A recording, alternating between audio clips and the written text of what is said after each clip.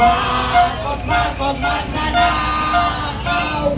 Marcos, magnanakaw!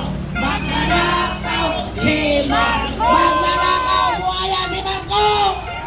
Mga kababayan, dumadami na po ang tao sa paligid ng EDSA Ortigas. Hindi na po ito mapipigilan ang galit ng mga mamamayan. Pakinggan naman natin ang boses ng isang manananggol para sa mamamayan, si Atty. Manny Luna. Salamat kay Eric Celis. Salamat sa ating mga kasama, si ating Presidential Advisor, Secretary Ching Paras, isang abogado, aking compadre, at mga vloggers dito at mga sumusuporta sa ating protesta. Pangalawang beses na ito na nagsalita ako dito sa inyo. Ngayon, hinihingi ko sa ating sambayanang Pilipino, magkaisa tayo, mag-unite tayo, lalaban tayo para sa ating kinabukasan ng ating mga anak na kinuha ng mga tiwali at mga buhayang kurakot sa Pilipinas. Ito na ang tamang panahon para tayo ay magkaisa. Wala nang kulay-kulay dito. Isa lang kalaban natin, ang kurakot na si Marcos at si Romualdez. Magkaisa tayo mga kababayan. Ako bilang Presidential Assistant 2 noon at Anti-Corruption SAR, tutulungan ko si Eric Celis, kayo at ang ating mga kasama, si Atty. Ching Paras, magtutulungan kami, si Atty. Procasio at lahat para ungkatin ang lahat ng baho na mga kurakot sa Pilipinas. Sila ang nagnakaw ng bilyon-bilyon. Ngayon, umabot na sa trilyon. Ang bihira naman, niya sila na kontento. Habang lunod tayo sa baha, nalulunod sila sa pera ng taong bayan na ninakaw nila sa atin. Anong klaseng mga demonyo ito? Walang konsensya.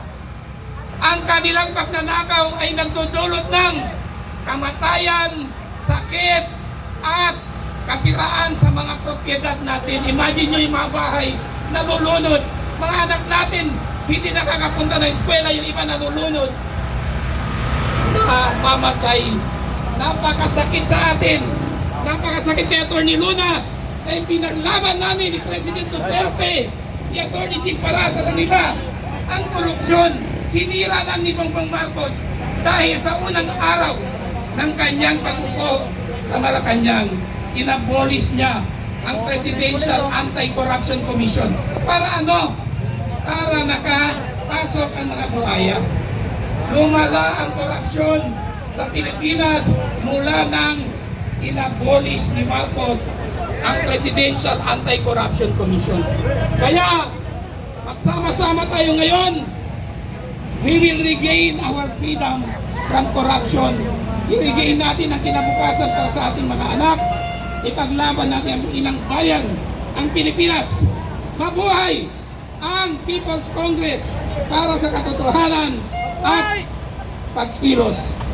Salamat kay Eric sa iyong tulong sa amin dito, sa paanyaya tayo dito nagkaisa. Maraming salamat, Atty. Luna, dating Presidential Anti-Corruption Commissioner. Mga kababayan, dumadami na po tayo, pero kailangan ang boses natin ay dumadagundong. Boses ng paniningil, boses ng paninindigan, boses ng panawagan. Marcos Romualdez, palayasin! Marcos Romualdez, palayasin! Marcos Romualdez, palayasin! Marcos Romualdez, palayasin! And then, ipadinig natin ang galit ng mga mamamayang Pilipino na hindi tayo papayag na mag-ari-arihan ang mga sindikato at kriminal sa gobyernong ito sa pangunguna ni Marcos at Romualdez. Ang tao, ang bayan, ngayon ay lumalaban. Ang tao, ang bayan, ngayon ay lumalaban. Ang tao, ang bayan,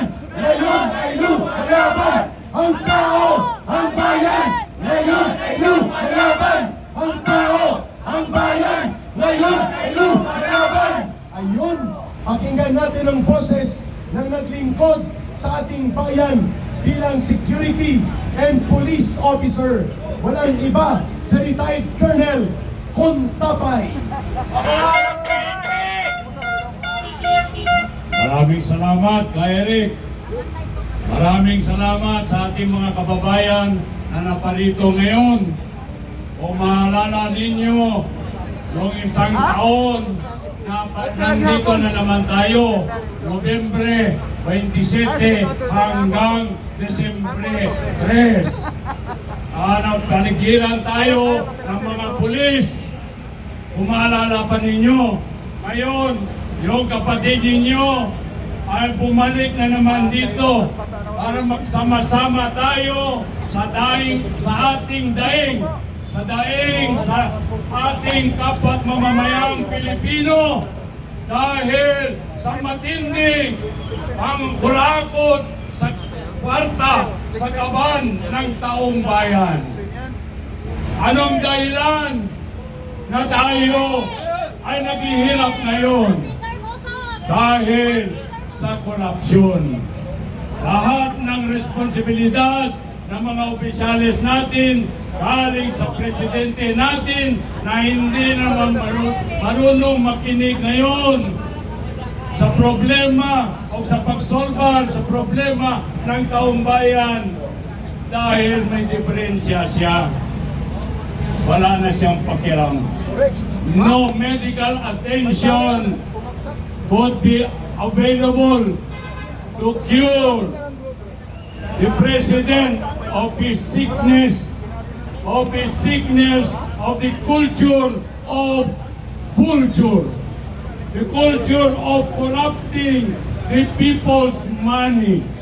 Tayo, mga kababayan, lahat tayo ay taxpayer. Ang tanong ngayon, nasaan ang pera ng taong bayan? Nandun lang sa pipilang Pilipino, galing sa presidente, galing sa congressman Romualdez, na puro buhaya, puro may sakit, na kanina narinig ko, kleptomaniac, utangin na niyang pamilya na yan. Walang hiya! Walang hiya ka, Marcos! Wala kang utang na loob sa mga butante, sa mga Pilipino na naglagay sa iyo, na nagluklok sa iyo, na nanahimo o na ikaw ay naging presidente ngayon ng ating bansa. Bakit? Ano ba ang kasalanan namin na kami dimanipular mo? We are manipulated. We are demeaned as citizens of this nation. We don't deserve that, Mr. Marcos. Bongbong Marcos, ulitin ko, mismo yung kababayan mo, kababayan ko, yung kababayan natin, si Manong David Singson, galit na sa iyo dahil ang nagkasakit ikaw na ang bilis mo makalimot. Pinabayaan mo ang taong bayan. Tinalikuran mo ang taong bayan. Lakay mo po, Marcos! Resign! Grabe ang ginawa mo, Mr. Marcos. You are so ungrateful. Yun ang, kung sinabi, ang sabi ni David, Manong David Singson, na parehas mo Ilocano. Parehas tayo Ilocano. I come from Region 2. Tuguegarao City. Na ako, nakapag-asawa ko, I live in Mindanao now for 47 years. Kaya pa rito ako, kakagaling ko, kanina lang ako bumaba sa aeroplano, kaninang madaling araw. Para to join you, to air your grievances against this scrupulous manipulator na gobyerno natin. Wala nang pakialam dahil sasabi ng iba, siya ay bangag. Hindi lang bangag, magnanakaw pa. hindi pa magnanakaw, hindi pa bangag, manipulator pa. Saan na tayo ngayon, mga kababayan ko? Ang tanong ngayon, ano ang dapat gawin natin, mga kababayan? Kaya kayo lahat na nakikinig ngayon, mga kababayan ko, nandito na kami. Bumalik na naman kami rito sa shrine para ipabot kaninyo. Ayaw na ng taong bayan ang nangyayari sa ating bansa.